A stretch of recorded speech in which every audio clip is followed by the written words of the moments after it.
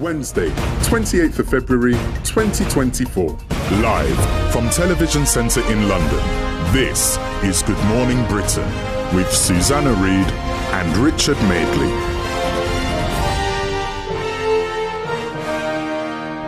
Our main news this morning, MPs facing threats to their safety will be able to use private security guards at constituency events as part of a £31 million package. Meanwhile, our political correspondent, Louisa James, is at Westminster.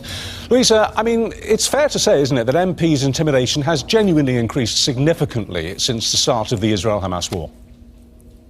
Yeah, I mean, I think since the deaths of both Joe Cox and David Amess, all MPs have been acutely aware of the dangers that they could face, especially in such a public-facing job. But absolutely, there is a sense that that threat has been heightened since the start of that conflict, or since it escalated. Rishi Sunak saying that MPs have been both verbally threatened and physically violently targeted, he says, over recent weeks. I've spoken to MPs who carry panic alarms. There are reports that some female MPs in recent weeks have had to be given chauffeur-driven cars and bodyguards because of threats against them. Now, the Palestinian Solidarity Campaign, which has been involved in some of the recent protests, says it defends the right to lobby MPs in large numbers. But there are concerns that some events of recent weeks have threatened to undermine democracy. And the Home Secretary is saying today that no MP should feel bullied into taking a position that they don't actually believe in.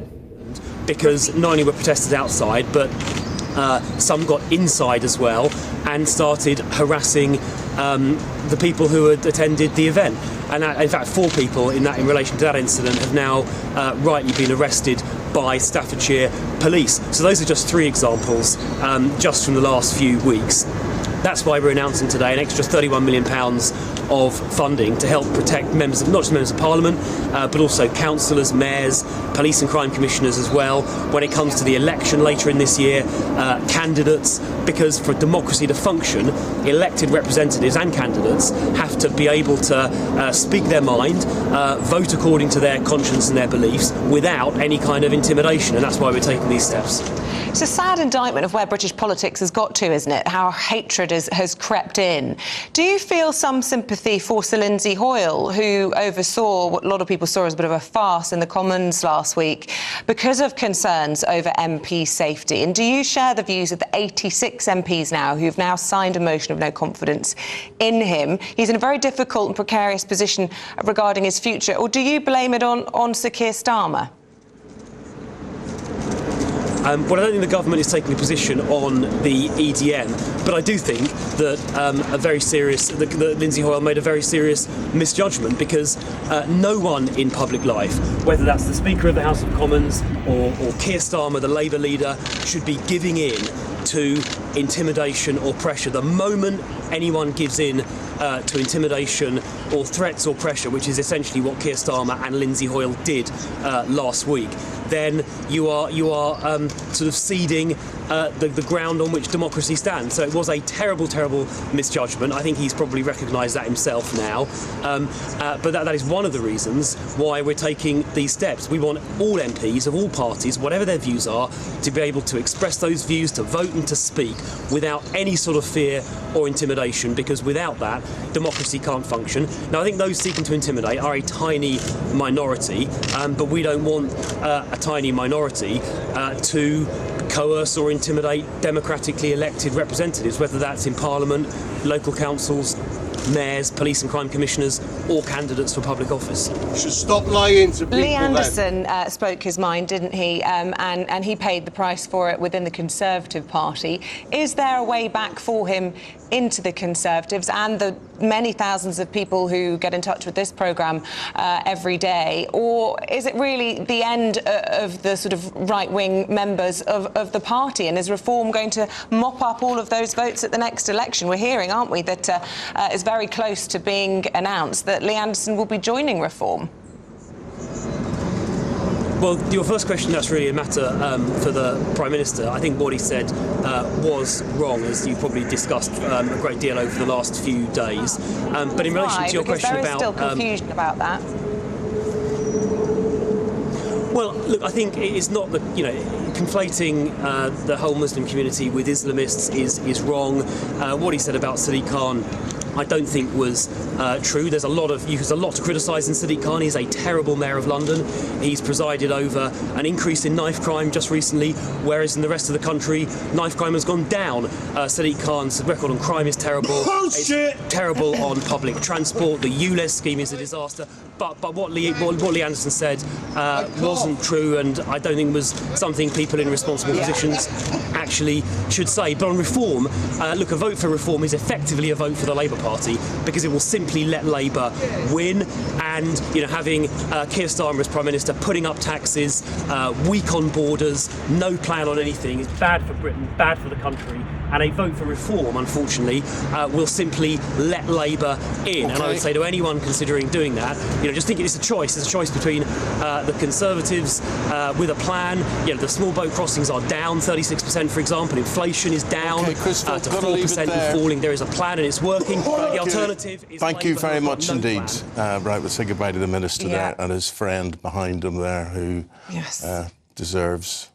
What does he deserve? Well, it certainly deserves an apology for the language that he just put out on there. Obviously, nothing to do with us. And, it plays into this whole thing about intimidation. Yeah. There is an elected member of Parliament talking to people via the airwaves, a legitimate way of practising democracy, and he is trying to intimidate and influence that discussion. Unacceptable, and we do apologise for it. Right, let's... Morning, Chris. Good morning. How nice to see you. Nice to see you. Haven't you got a new sign? The Brexit sign's a bit out of date. You've had that for ages. Stop the Tories. Stop the Tories. And the old Tory bullshit one. You've got some new signs. I have, look. They're very appropriate. Very good. Thank you very much, Chris. Thank you as well. Nice to see you. I'll have the music next time. I was wondering where it was. I miss it. I might have even done a little dance.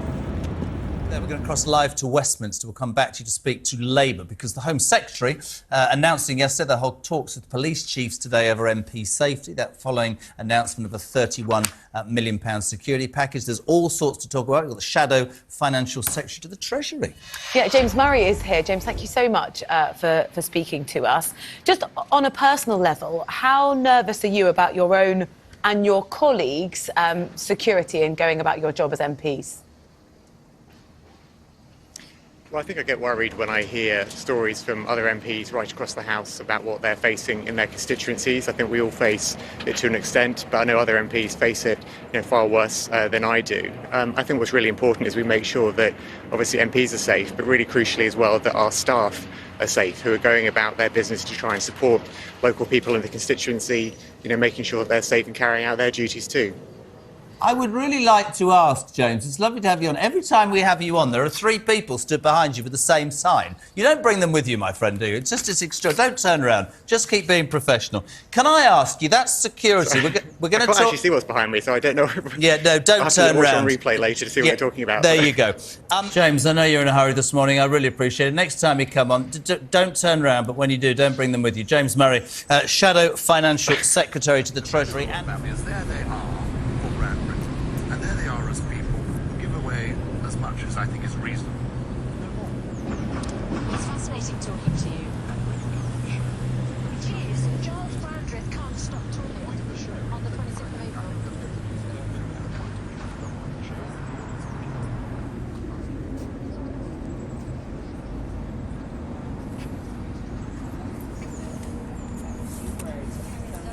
Dry, chilly, but there is some fog around, so a bit of a misty night to start for central England into East Anglia.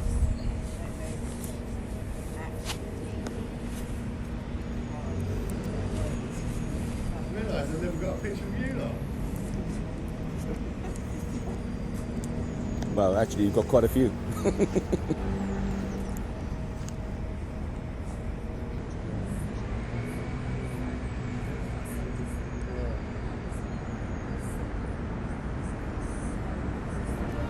Wednesday, 28th of February 2024. Live from Television Centre in London. This is Good Morning Britain with Susanna Reid and Richard Madeley.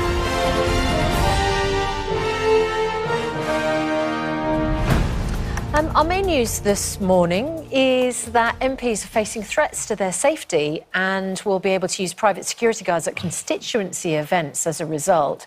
As part of a £31 million package announced by the government, MPs judged to be most at risk could be provided with 24-hour bodyguards. It's interesting, this morning, the minister who was doing the round, who chose not to do an interview this morning with Good Morning Britain, Chris Philp. He did an interview about an hour ago on GB News, and while he was talking about threats to MPs, the interview had to be cut short because a protester was swearing in the background. We don't know if he was making threats, but he was acting in such a disruptive way, and this is unusual, really, particularly for, you know, a live programme. They had to pull it. So we'll try and find out exactly what happened there. We clearly can't show the swearing, but if we can, we'll get the clip and see exactly what went wrong. But that's very unusual. That's an unusual thing to happen. Yeah, I mean, we obviously, when we do interviews with our reporter or sometimes with MPs out there on College Green, protesters are shown in the background, waving, make themselves well, heard. we had that this morning. But it's obviously a level of behaviour which meant that that live interview had to be finished. Yeah. All right. Well, our political correspondent, Louisa James, is at Westminster. What is in no doubt, Louisa, is that the intimidation of MPs is increasing all the time. And it really did seem to start big time since the beginning of the Israel-Hamas war. Yeah, I mean, the fact that 2 MPs have been killed in the past for doing their jobs means that I'm sure that all MPs are acutely aware of the potential dangers they could face, particularly in such a public-facing job. But yes, it is absolutely true that that threat appears to have heightened in the past few months as that conflict in the Middle East escalated. Rishi Sunak saying this week that MPs are facing both verbal threats and what he called being physically, violently targeted in recent weeks. We know that MPs are carrying panic alarms, installing security measures in their homes, even reports that some have got bodyguards and chauffeur-driven cars to protect them. Now, the Palestinian Solidarity Campaign, which has been involved in some of the protests in recent weeks, say they defend the right to lobby MPs in large numbers, but there is a concern that democracy could be undermined. And in fact, Harriet Harman, who we just heard from on Good Morning Britain, says she is worried that some MPs may decide not to vote for what they really believe in because they're worried about the consequences. Graffiti, arson, death threats, all leaving MP. Yeah, it was.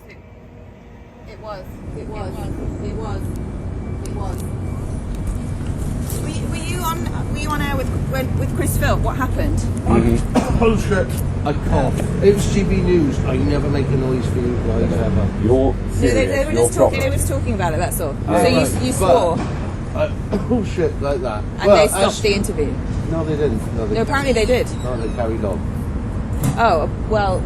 No, they did carry on. But there's Chris. I've just posted a video. As Chris Philp finished, I said, "Hi, Chris." Turned around and went, "Hi, Steve." And we had a nice chat. I didn't say anything bad to him. Okay. And I posted that video. Okay. To show it's not intimidation, because I know they tried to make out it was intimidation. Okay. But he was on about so many statistics rising, this falling. I had to cough. Okay. They were just talking about it on air. That's all. Okay. But just to say, you're serious. You're proper. They're idiots.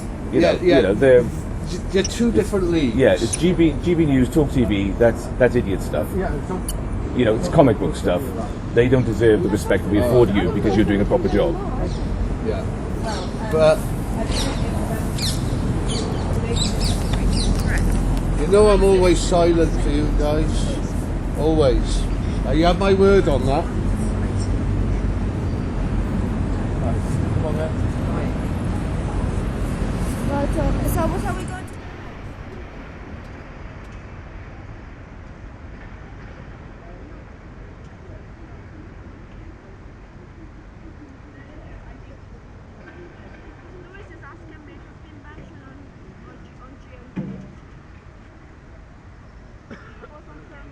Louisa James, Good Morning Britain. Thanks, Louisa.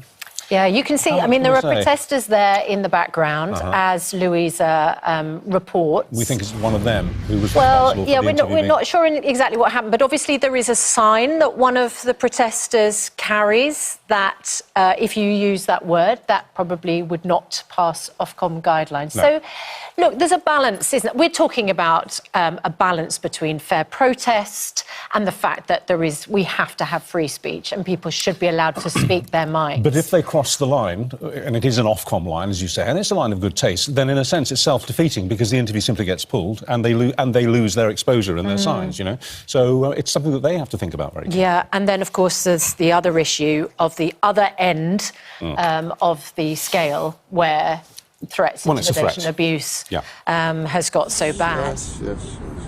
I need to lube, so... Let's go.